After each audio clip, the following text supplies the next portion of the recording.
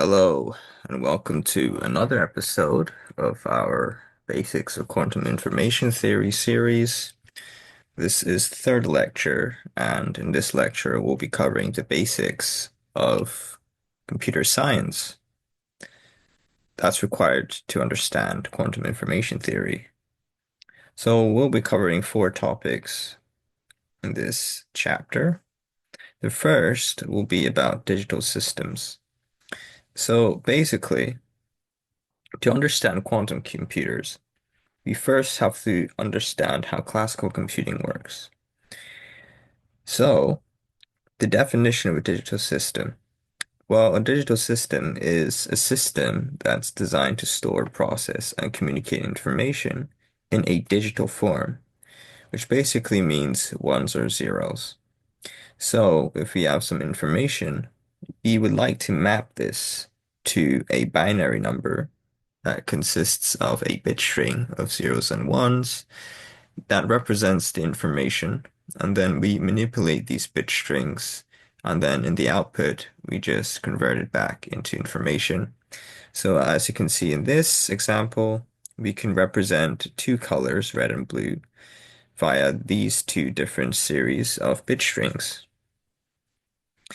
Now in practice, how do we represent zeros and ones physically?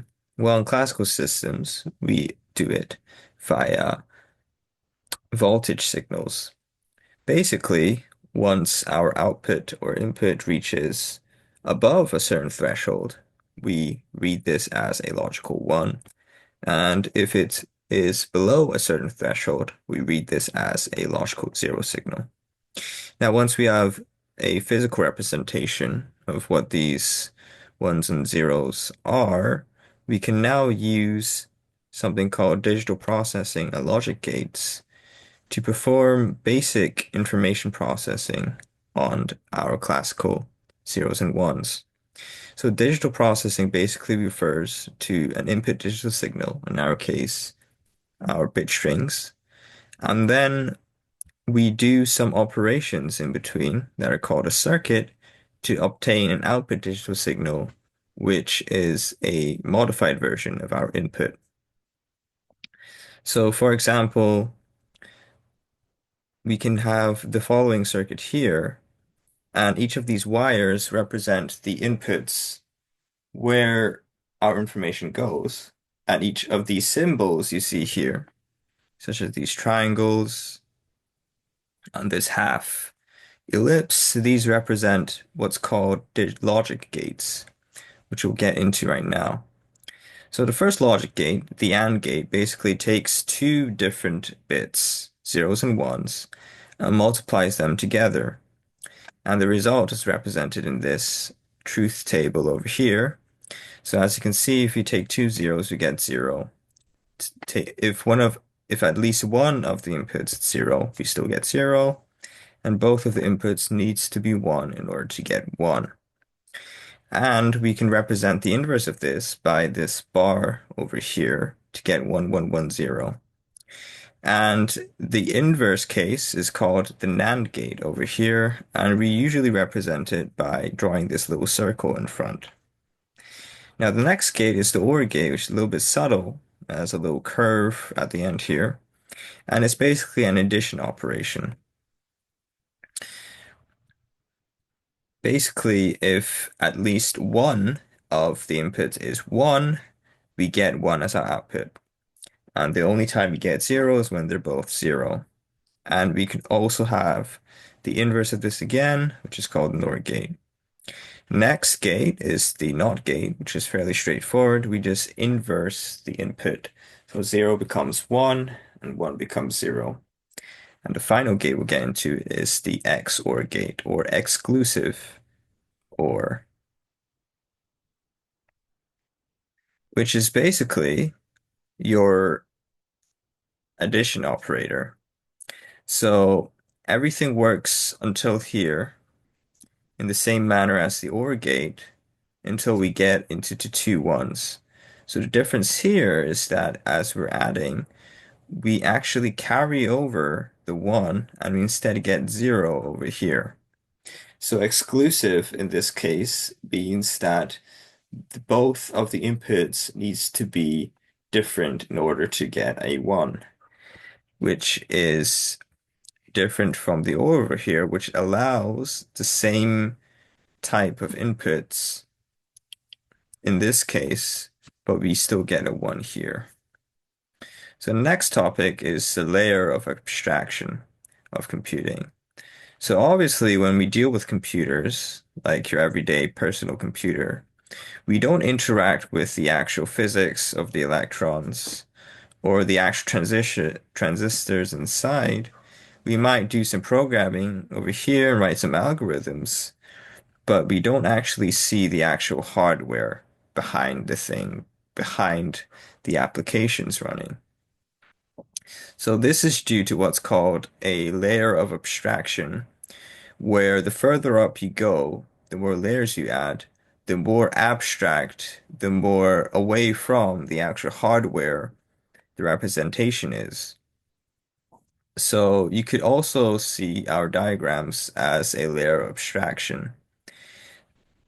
You can also see our zeros and ones as a layer of abstraction, as they're simply just representative of the on and off of electrical signals caused by transistors and devices. So, in an analogy to a quantum computer, we could also say that, for example, qubits, let's say we have a superconducting computer, the superconducting devices with their Josephson junctions would be at the physics level. And from the physics level, we can create devices such as gate implementations using RF signals, for example, the NOT gate or C-NOT gates, X Pauli gates. And then from once we have this hardware run down, we can also move on to the software applications. So for a quantum computer, for example, IBM's superconducting quantum computers, we could say that the programming language, or if we create a GUI using Qiskit, that would be in the software level of our layer of abstraction. So the next topic is time complexity, which basically refers to how the time required to execute an algorithm changes with the size of the input. Basically, in order to get the answer out of our algorithm, how much time do we need to wait as a function of the size of our system or the size of our inputs to the problem? So when representing time complexity, one notation we use is called what's called big O notation, which basically represents the worst case scenario, or basically the upper bound. So what is the maximum amount of time that is required, how much time we need to allocate in the worst case in order to guarantee an answer. So for example, if we have f of n equals 2n here, in big O notation, according to this definition here, it would be O to the n. It would be included into O to the n. It would also be included to O to the n squared. It would also be included to O to the log n squared.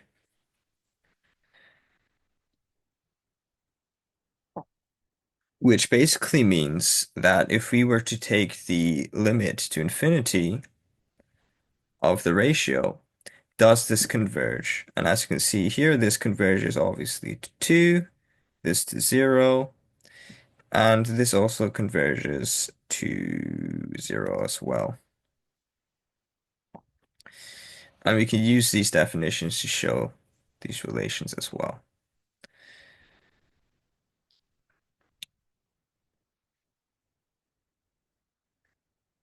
Okay, moving on to the next topic is some examples of classical algorithms, which we can use to demonstrate basically an application of time complexity.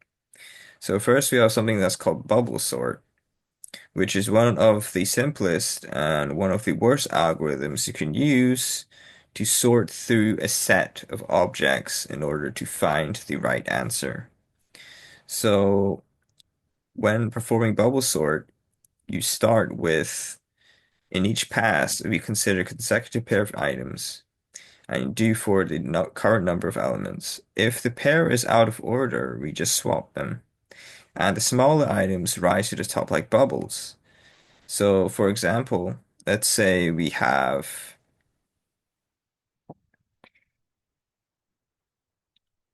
start with this set of elements.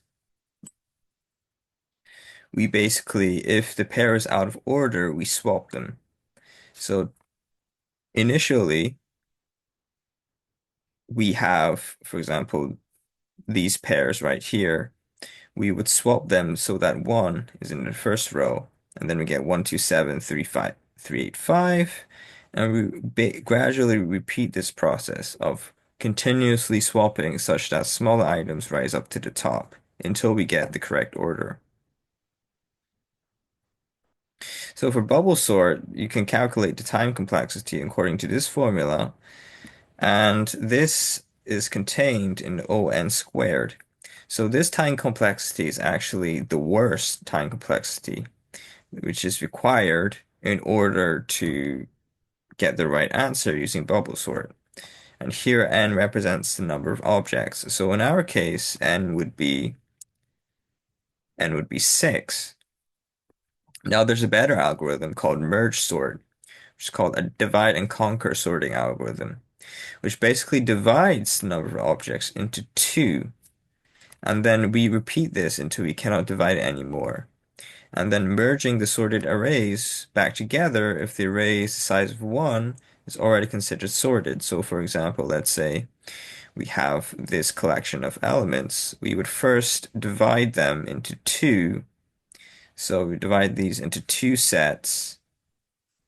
And then we repeat this process over and over again until we reach this collection of single element arrays.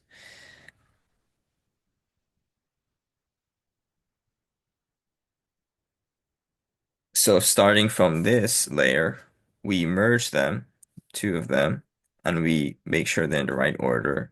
Merge them, two of them, merge them, and merge them. And then we continue merging these sets and ordering them until we get the correct answer. So the time complexity for this case, if you go with it, first we have n lists of size 1 that emerge, this is complexity O(n). And we have half of that, which is also O(n). And we just continue this process, and if you do some math, you can realize that the number of layers here is proportional to the logarithm of n. So the total cost of merge sort is O to the n log n.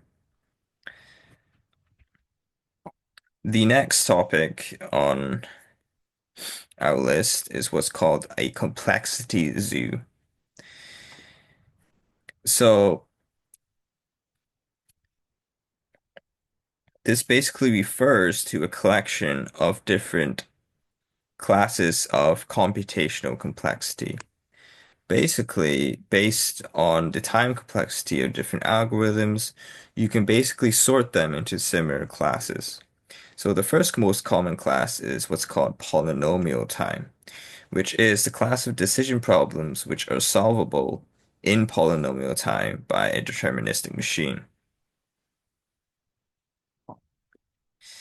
And the second class is NP, which is the set of decision problems solvable in polynomial time by a non-deterministic Turing machine. So the difference here is that for the class of P, it is solvable in polynomial time by a deterministic machine, while for NP, our Turing machine is non-deterministic. It has a probability.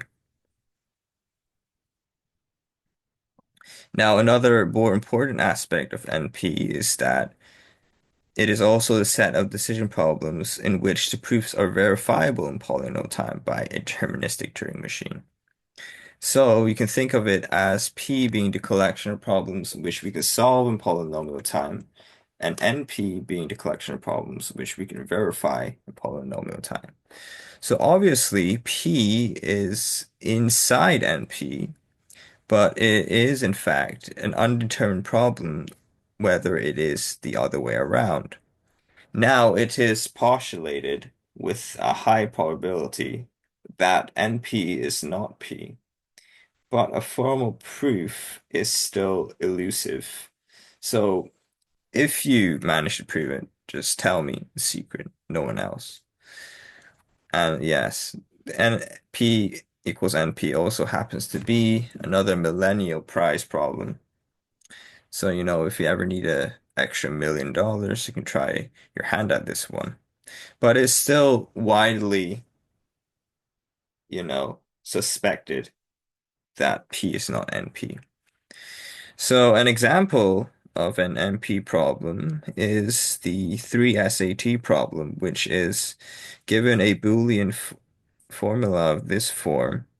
Can you set x1, x2, and all the way, so on, so on, such that f equals t?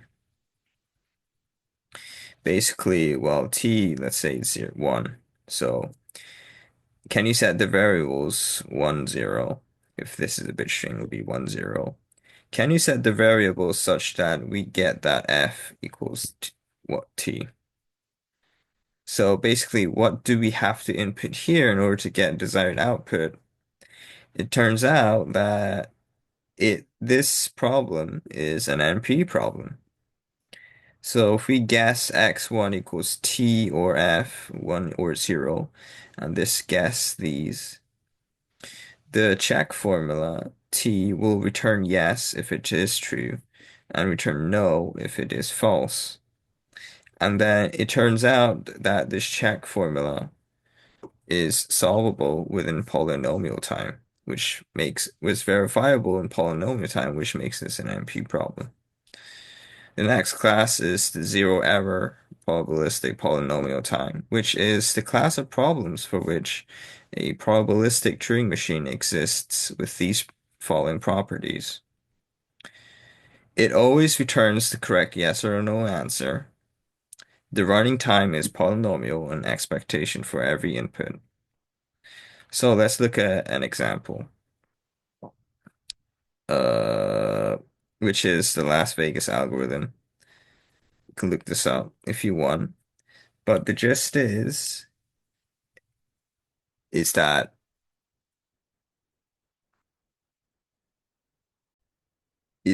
they are algorithms that are always true. Basically, they are probabilistic algorithms that either, well, they're randomized algorithms that either return the right answer or they inform you that there was a failure. So it's technically true. Now, the next complexity class is the bounded error probabilistic polynomial time. So it has the following properties that the probability of at most 1/3 of giving the wrong answer, whether the answer is yes or no. So basically, it doesn't really always give the right answer, but it has a probability of at least 2/3 of doing so. And it is guaranteed to run in polynomial time. So the Monte Carlo algorithm is also an example of this. And the next complexity class, which is arguably one that is most relevant to quantum computing, is the complexity class of decision problems solvable by a quantum computer in polynomial time. So basically the quantum version of BPP. So the big question basically is that does BQP have any complexity like classes that are not contained in BPP? That is the big problem surrounding the field of quantum algorithms, is proving that there are useful problems that can be solved by a quantum computer, but not necessarily efficiently solved by a probabilistic classical computer. And the final complexity class is P space, which is basically the set of all decision problems that can be solved by a Turing machine using a polynomial amount of space. And it is suspected, well, not suspected, it's proved that P space contains basically all of the complexity classes up here. So the diagram below basically sums up this entire section. So P space contains BQP, and BQP may contain BPP. BPP contains ZPP. ZPP obviously contains P. And then the question of the day is that are there problems in BQP which are not included in NP? And that's something I'll leave for you to prove. So that's the end of this section, and I'll see you in the next chapter.